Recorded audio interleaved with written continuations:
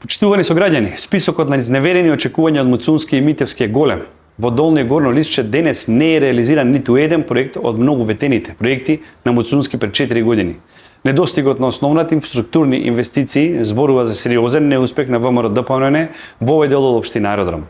Посебен срам е што и по 4 години патот меѓу Горно и Долно Лисиче остана без никакво осветлување, иако беше ветено неговото осветлување и проширување на мостот на Маркова река. Овој пат ноќе е опасен за движење, а жителите секојдневно ризикуваат поради недостиг на основни услови за безбедност.